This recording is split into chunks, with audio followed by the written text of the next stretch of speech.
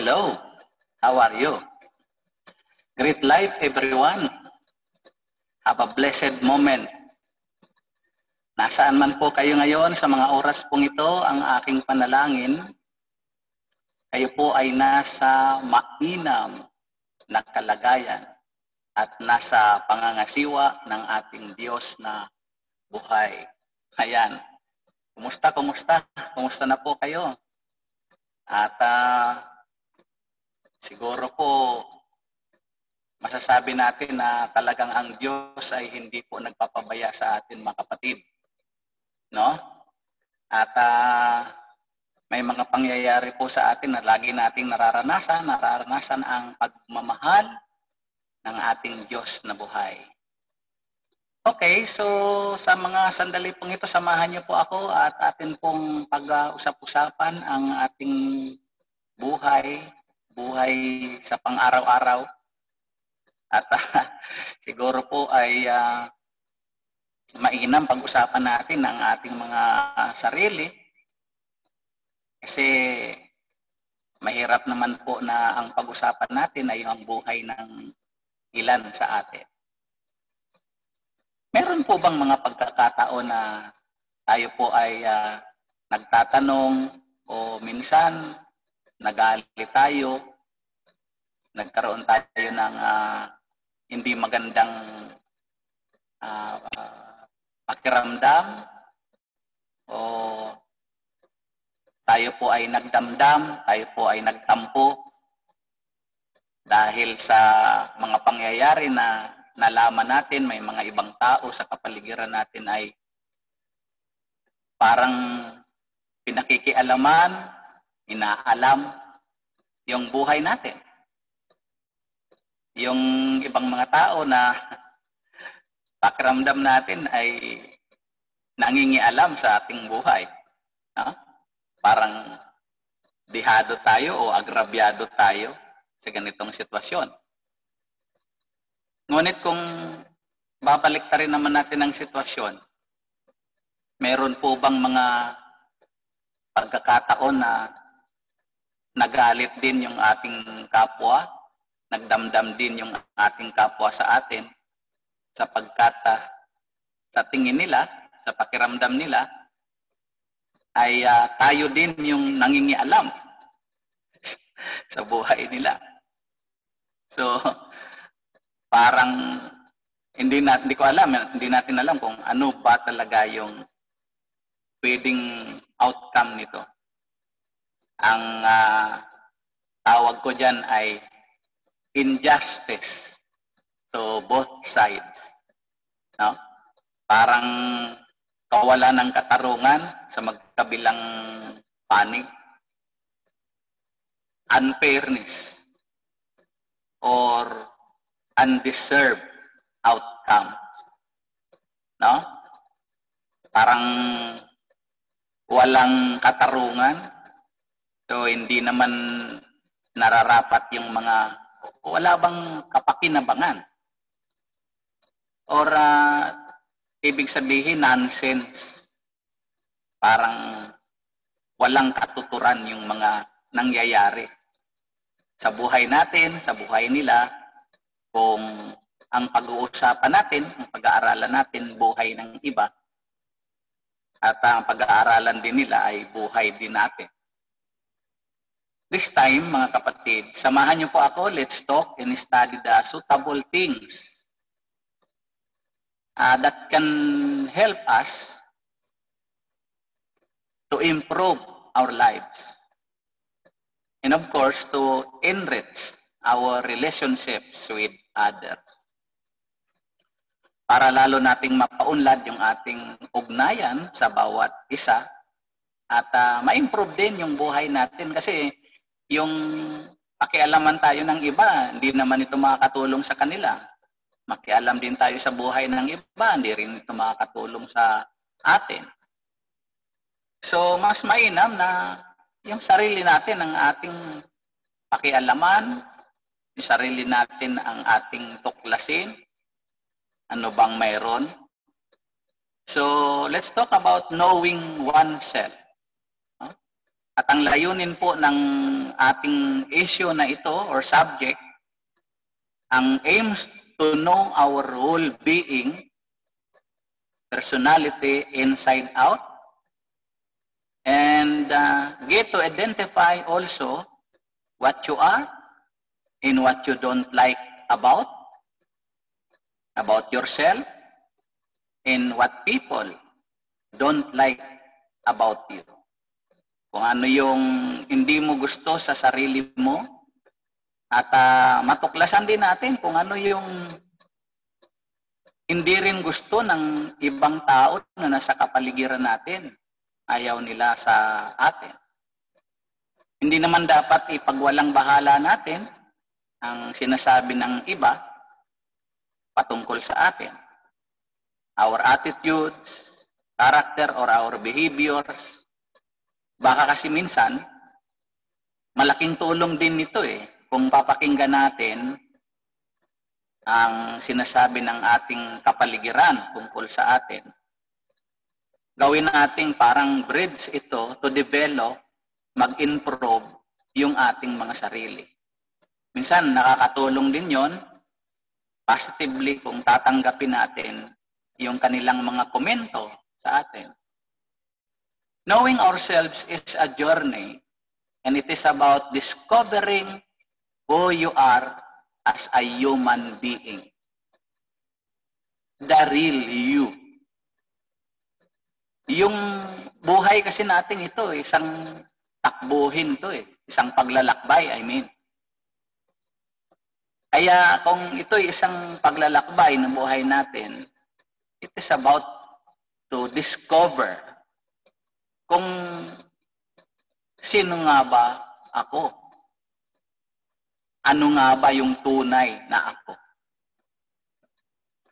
For quite some time, whether we agree or not, we all have being ignoring the callous realities of life.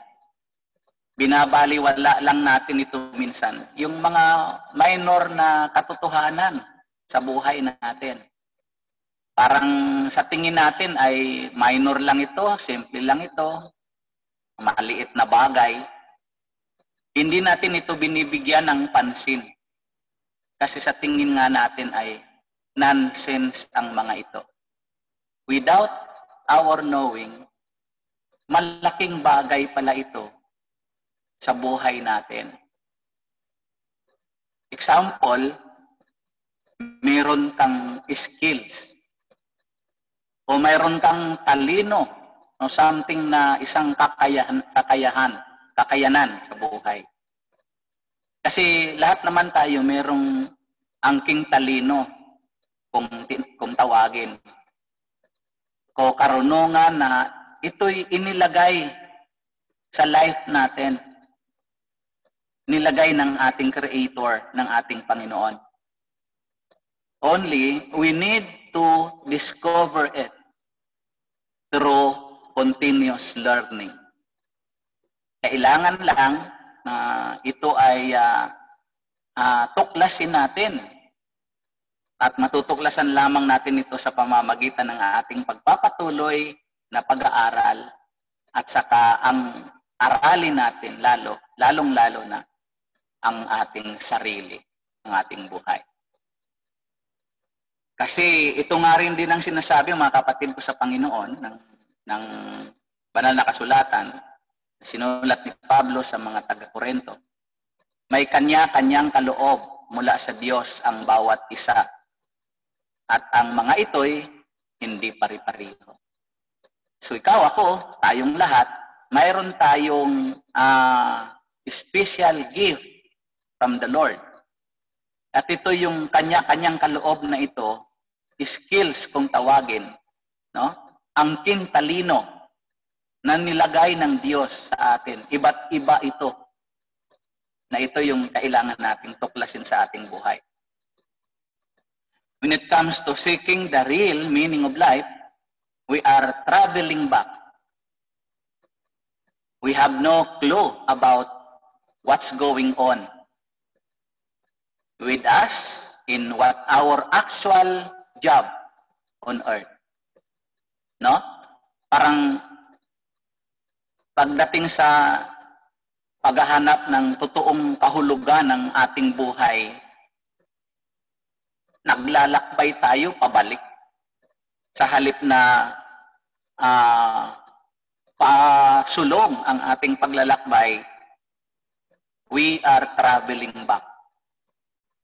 Wala tayong bakas na nakikita tungkol sa kung ano nga ba ang mangyayari o nangyayari sa atin at kung ano ang ating tunay na tungkulin na gagawin dito sa mundo. Kaya kadalasan, no, sasabihin mo na lang, di ko na alam kung ano ang gagawin ko sa buhay. So, parang walang direksyon eh. Hindi mo alam kung aabante, aatras, sidewalk. So, we are all a bit typecast, no? Parang stereotype life, no? When it comes to accepting the truth. Yung pagtanggap natin sa isang katotohanan, akala lang natin ay tama.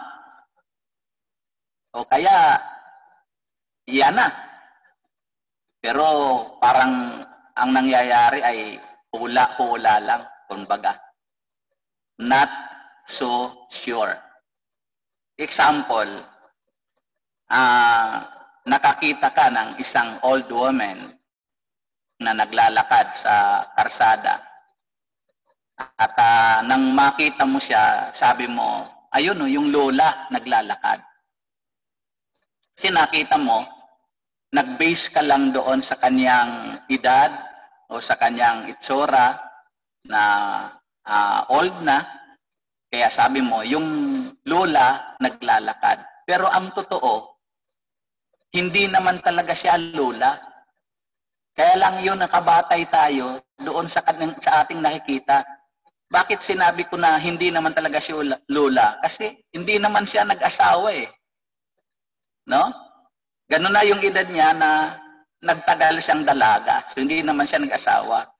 So hindi siya lola kasi wala naman siyang apo. Hindi nga siya nag-asawa. So that is the stereotype life. May pagka-assuming ka sa mga ginagawa mo, sa sinasabi mo, doon sa mga decision making mo in life. Ang akala mo ay parang patsamba lang. Bahala na. Ang naririnig ko dyan palagi sa mga salitang, bahala na si Batman. Pati si Batman nadamay. Ano? So, why is it so important to know yourself? Bakit nga ba sadyang mahalaga ang kilalanin mo ang iyong sarili? First and foremost, very often, our attention diverted to other people. Sino ngayon ang makikilala natin? Kung ang ating tingin, yung ating buhay ay parang ang sinusuri, pinag-aaralan, yung buhay ng iba. No? Nadadivert sa kanila yung ating atensyon. Sino ngayon ang mas makikilala natin? Of course, yung lagi natin makikilala, lalo nating lubos na makikilala, yung mga taong doon na tayo nakapokus, doon yung atensyon natin sa kanila. While with this knowing oneself, our attention will be, of course, focused in ourselves. Yung alamin natin yung ating sarili, natural lamang na yung atensyon natin ay mapupunta sa sarili natin. Understanding these life facts will help us to live a better and happier life. Yan po ang isang katotohanan na kung uunawain natin ng lubusan ang katotohanan ng ating buhay, ito ang makakatulong sa atin na magkaroon tayo ng mas mainam na pamumuhay na masayang buhay. At least, a better life than the one you're living at the present moment. Kung ano man yung kalagayan natin ngayon. Maaari ito na mas maganda kaysa sa kasalukuyan. Pero kung maganda naman din ang tinatahak ng buhay mo sa ngayon, mas lalo pang mapaganda. Makatulong ito na pag-aralan natin ng ating mga sarili. Knowing yourself means understanding your strengths, matuklasan mo, malaman mo yung saan yung kalakasan mo, your weaknesses, saan din yung medyo kahinaan ng sarili mo, ng buhay mo, your passion. Ano ba yung mga pinananabikan mong gawin na nasa puso mo talaga, your fear, yung ano yung kinatatakutan mo, no? So, dito yung pag nalaman mo yung sarili mo, mauunawaan mo yung mga bagay na ito, your desires and your dreams. At hindi malayo that your dream comes true. Na mangyari talaga yung mga pangarap mo sa buhay. Alam ko lahat tayo may mga pangarap sa buhay. Ano bang gusto natin? Tagumpay sa pangarap o hanggang sa pangarap na lamang? If I do not know who I am, ako, kung di ko alam yung aking sarili, di ko kilala yung aking sarili, it becomes obvious sooner or later. There will be a quiet frustration in my heart that it can serve as a poison to my life.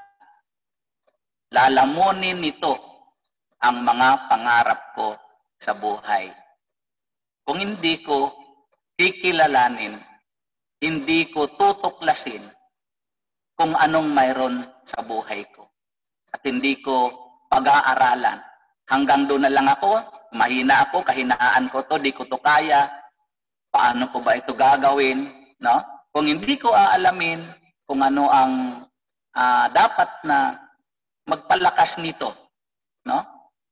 Sabi ko nga, yung strengths natin ay malaman natin at kung saan din yung kahinaan, malaman din natin. Pag hindi ko inalam ito sa buhay ko, again, ano pong ang mangyayari? It can serve as a poison to my life. Ulitin kong lalamunin nito ang mga pangarap ko sa buhay. So, instead of interfering with other people's lives, let's go and discover the hidden treasures of our own life. Sinabi ko kanina na ang Diyos naglagay talaga sa atin ng talino or skills or kakayanan. At dinaan niya sa parang ito'y gift sa atin ng Panginoon.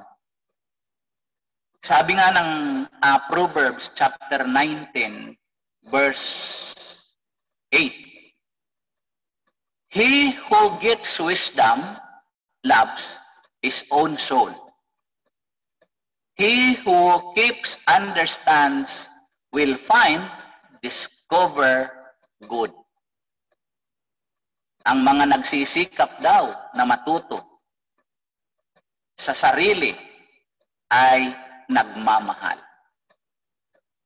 Ang nagpapahalaga sa karunungan ay magtatagumpay. So, mga kapatid sa Panginoon, nagsisikap na matuto sa sarili ay nagmamahal. So, Bakit po dito sinabi na nagmamahal? Hindi po sinabi nagmamahal sa kanyang sarili, nagmamahal sa iba. No? Sinabi dito, nagmamahal, ang nagsisikap matuto sa sarili ay nagmamahal. So, anong pong ibig sabihin? Nagmamahal sa sarili niya, nagmamahal sa Diyos, nagmamahal sa kanyang kapwa. This is actually how to love yourself. Ito yung Proverbs chapter 19 verse 8. That he who gets wisdom loves his own soul. He who gets wisdom, love yourself. So, mga kapatid sa Panginoon, he who gets wisdom loves his own soul. Understanding ourselves is the first step, actually, towards understanding others. Yung unawain mo ang iyong sarili, ito yung unang hakbang mo rin para maunawaan mo din ang iyong kapwa. According to the great philosopher Aristotle, knowing yourself is the beginning of all wisdom. No, ang ganda, no, mga kapatid sa Panginoon. Sabi ni Aristotle, knowing yourself is the beginning of all wisdom. So, inoumpisahan mo pala, mga kapatid, nag-uumpisa na ang karunungan kapag ka inahalungkat mo na, inaalam mo na ang iyong sarili. Here is an interesting question. Because there are some who think that before we can never love someone else, we have to love ourselves. Diba? Sabi ng iba, kung para isipin mong ibigin ang iba, no? We have to love ourselves first. No? If at all. Sabi ng Mark chapter 12 verse 31, love your neighbor as yourself. Diba? If at all. Ibig sabihin ko, kung sa bagay, yan naman talaga ang sinasabi ng Mark chapter 12 verse 31, love your neighbor as yourself. So, ibig sabihin, kung iibigin mo ang iyong kapwa, tulad ito ng pag-ibig mo sa iyong sarili. So, meaning to say, mahal mo rin ang sarili mo. Magsisinungaling tayo kung iibigin natin ang ating kapwa, pero hindi natin mahal ang ating sarili. So, understanding ourselves is so important. Napakahalaga po pala. When you know yourself, you understand what can motivate you to resist bad habits and develop good ones. Ibig sabihin, no? Kung kilala mo ang sarili mo, ay maiiwasan mo. Motivated ka na maiwasan mo yung mga pangit na ugali, pangit mong ginagawa. At ito'y madidevelop ang iyong mga magandang ginagawa sa buhay. You will have the insight to know which values and goals activates your willpower. Magkakaroon ka ng isang tamang pananaw sa buhay. At malalaman mo kung anong halaga at layunin yung magpapagana sa iyo, no? Lalong magpapa-excite sa iyo sa mga hangarin mo na mga pangarap mo at sa hangarin mong magtagumpay sa lahat ng ginagawa mo sa buhay. Tolerance and understanding of others. Kumbaga ay yung iyong pagpapaubaya at iyong pag-unawa sa iba. Unlike nung mga nakalipas na panahon sa buhay natin, parang ang gusto mo lang ay ikaw yung unawain. Parang hindi natin matanggap na tayo ang umunawa. So, isang napakaganda mga kapatid, if you know yourself, yung tolerance and understanding of others, magagawa natin ito mga kapatid. And also, you are aware of your own foibles or shortcoming and struggles.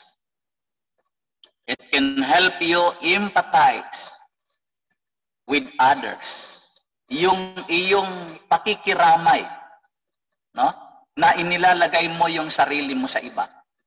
Malaking tulong sa karakter natin, mga kapatid ko sa Panginoon, at sa pakikitungo natin sa ating kapwa.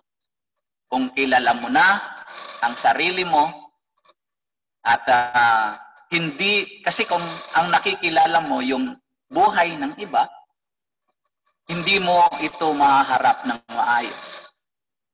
But what exactly do you discover when you know yourself?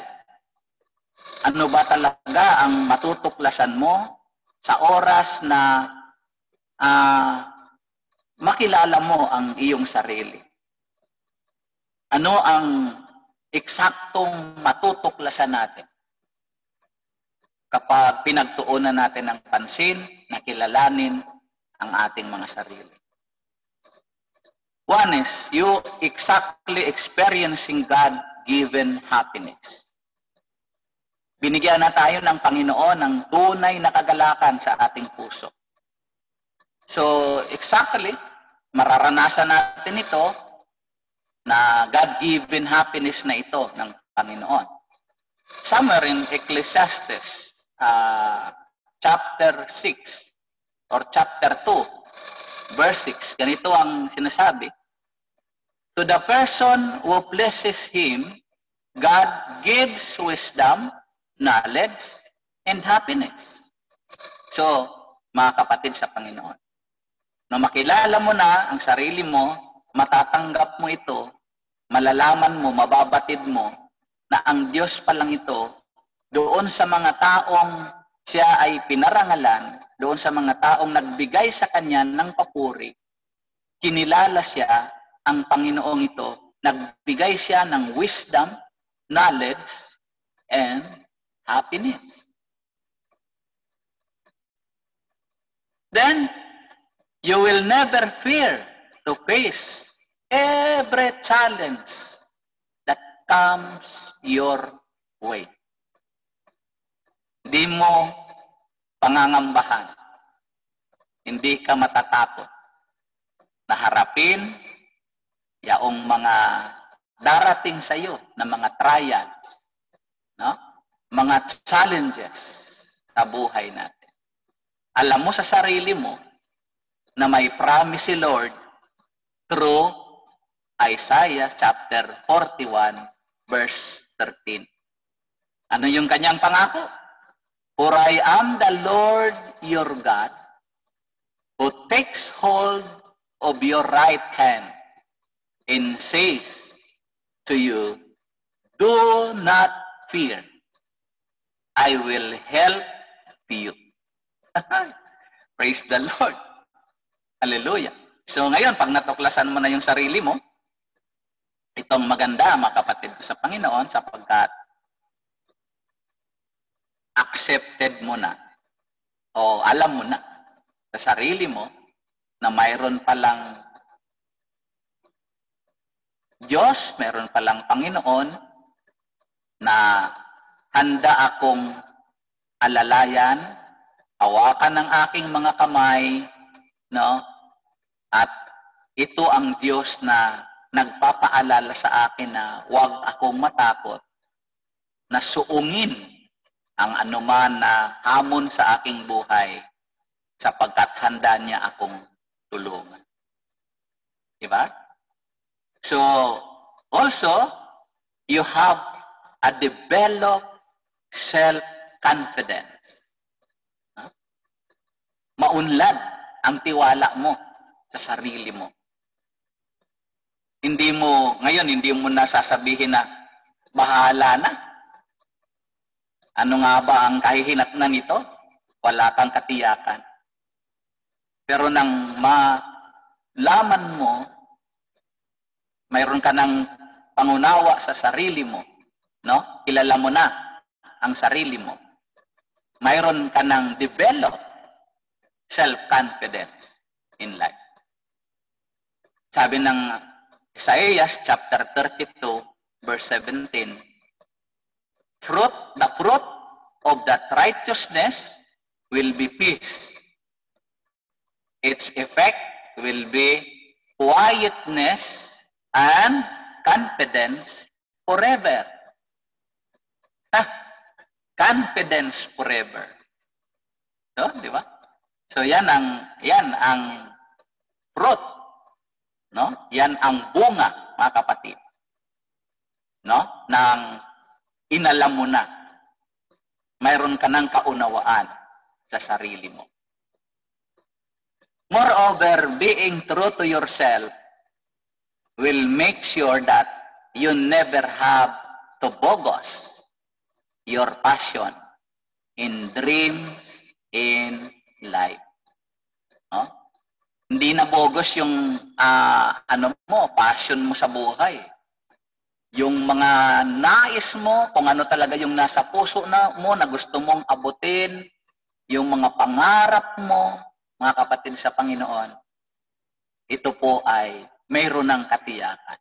Ito'y mayroon ng kasiguraduhan.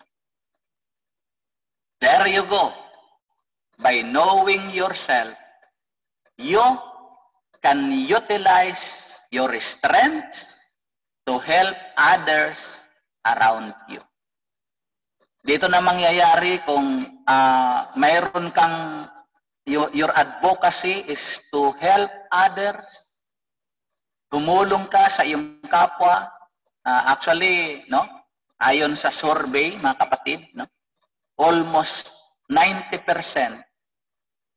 sa mga tao, lalong-lalo na sa buhay pananampalataya, ang advokasya nila sa buhay ay makatulong sa kapwa. Kaya kung hindi mo tutuklasin yung sarili mo at di mo kikilalanin yung sarili mo, paano matutulungan yung mga taong meron mga karapat-dapat tulungan? Kaya kapag kilala mo na ang sarili mo na, mayu-utilize mo yung lakas mo na tumulong, no, sa iba. Natulungan mo ang iyong kapwa. You can now understand the things you will excel, mga kapatid. Maiintindihan mo na itong mga bagay na ito sa buhay mo. Then you know who you are helps, and you see others as clearly as you see yourself. Kung ano yung nakikita mo sa sarili mo ngayon, makikita mo rin ito sa iyong kapwa.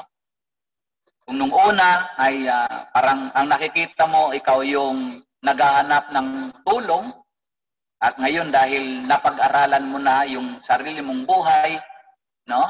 Kumbaga, ikaw ang tumuklas, no? Nandyan lang ang Diyos, nandyan lang ang Panginoon. Gina-guide niya tayo, tulungan niya tayo mismo ang tumuklas sa buhay natin. Kung ano yung mga hidden skills na nasa atin, paunlarin po natin. And you have confidence, proving to yourself, or proving yourself to yourself, and not to anyone else. No? Nandiyan na yung buong tiwala mo. Patunayan mo sa sarili mo. Hindi ka na nakadepende sa iyong kapwa. You have now the opportunity to prevent damaging you. Ikaw mismo, yung masira yung sarili mo, or affecting people around you. Maiiwasan mo na ito. Kasi nung alanganin ka sa sarili mo matindi ang damage noon na dala-dala sa sarili mo mismo. You did not underestimate the value of self-knowledge. Hindi mo na ito babaliwalain. Pati sarili mo ngayon, no? Hindi mo na i-underestimate yung sarili mo. Ay, hindi ko kaya yan Kasi hindi ko linya yan Sometimes hindi ko expertise yan Kaya parang hindi ko yan kaya. Yun, ngayon, nandyan na yung mapapahalagahan mo na, mabibigyan mo na ng kahalagahan. Yung self-knowledge mo, your skills, yung kakayanan mo, ay magagamit mo na. Now, you become aware of your individuality. Before, ang alam mo lang yung personality mo. Parang ganun But your individuality ay hindi mo alam. Ngayong magagawa mo na ito, nakilala mo na ang iyong totoong ikaw. At ibig sabihin, mayroon ka ng kamalayan sa iyong sarili, sa iyong mga katangian. So, hindi mo na need na hanapin pa ang sarili mo sa iba. Ano pong ibig kong sabihin? May mga pagkakataon kasi minsan na hinahanap mo yung sarili mo sa iba. Ano pong ibig kong sabihin? Yung comparison. Parang yung ikino-compare mo. Or di kaya naman minsan ay sinasabi mo, sana all. Sana ganun din ako sa kanya. No. Meron tayong individuality. No? Meron tayong sarili na kakayanan na ibinigay ang Diyos. Maaaring yun ay kakayanan niya, hindi ko kakayanan. Pero mayroon din akong kakayanan na hindi niya rin kakayanan. Mayroon akong skills na para sa akin lang at mayroon din siyang skills na para sa kanya lang. At kung maganda, pag naintindihan mo na sarili mo, maintindihan mo rin yung iba, pagsamahin natin to, your talent and my talent. Pagsamahin natin ito. No, mga kapatid? So, sa ngayon, sa pagkakataong ito, I hope na nakatulong ito, mga kapatid, sa ating pang-araw-araw na buhay na mensahe pong ito. Stay in the presence of God to live a life abundantly. This is yours truly, Coach Brother Ted Saragosa Pantoja, Certified Coach of iHealth Coaching and Business Solutions. I hope, again, na itong mensaheng ito ay nakatulong, ang paksang ito ay nakatulong sa inyong pang-araw-araw na buhay. Kung kayo po ay na-bless sa mensahe pong ito, paki-like po, paki-share na din, paki-comment, paki-subscribe na din mga kapatid sa Panginoon sa aking munting channel, The Bro Ted TV channel. Click the bell for the notification of my next topics para update po kayo. Diyos mabalos sa saindo gabos. Bye.